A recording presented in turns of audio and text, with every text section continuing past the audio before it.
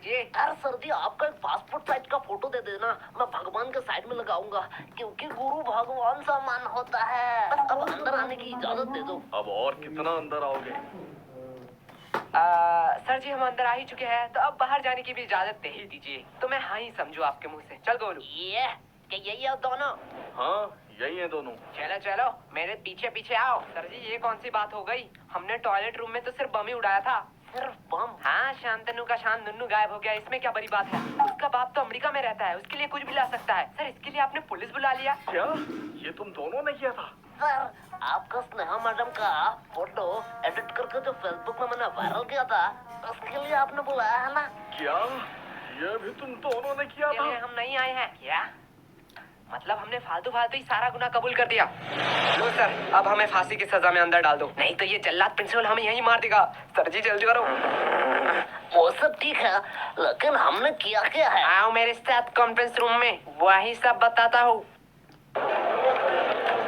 भाई के लल्लू पुलिसमैन है, इतना इम्पोर्टेंट डिस्कस चल रहा है, 10 मिनट से हम बैठे हुए हैं और ये लैपटॉप में गेम खेल रहा है।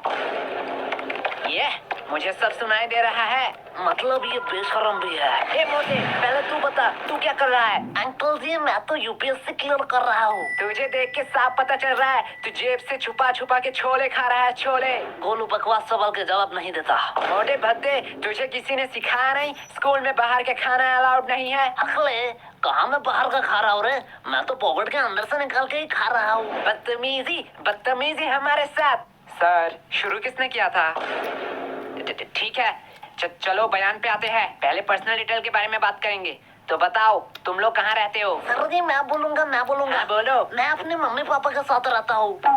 क्या मम्मी पापा के साथ? तो ठीक है, तो बताओ तुम्हारे मम्मी पापा किधर रहते हैं? सर जी मेरे साथ। मतलब तुम अपने मम्मी पापा के साथ रहते हो? हाँ जी। और तुम्हारे मम्मी पापा तुम्हारे साथ? बराबर। पर तुम तीनों किधर रहते हो? सर हम पड़ोसी के साइड में रहते हैं। अरे ये बच्चा मुझे पागल कर देगा।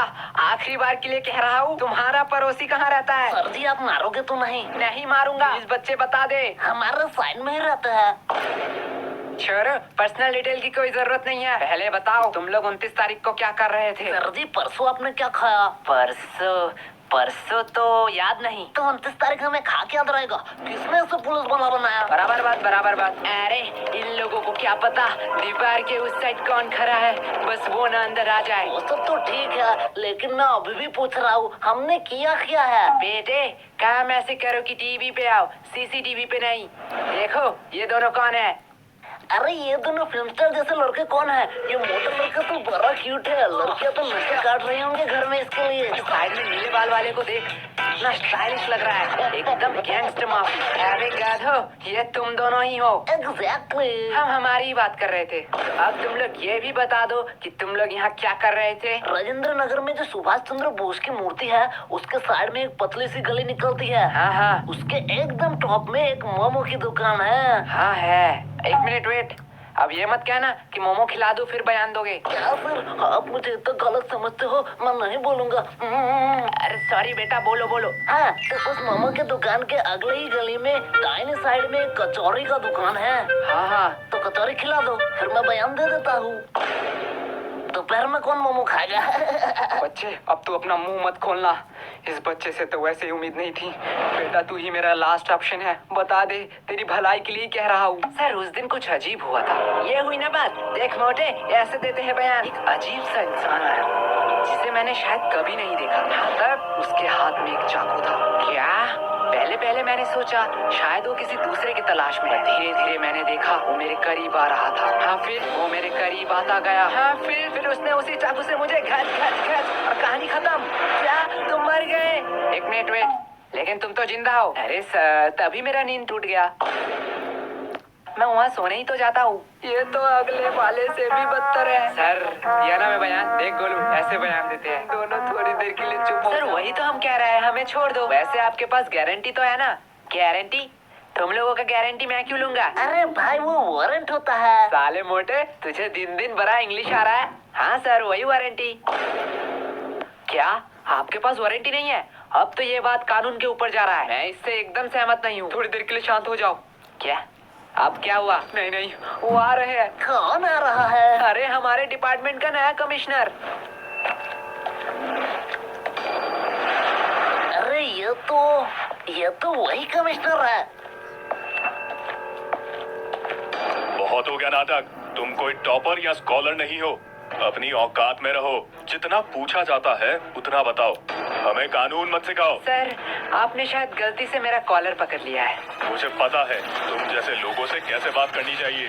तुम लोग लातों के भूत हो, बातों से नहीं मानोगे। तुम लोगों को सर, तो 506 धारा।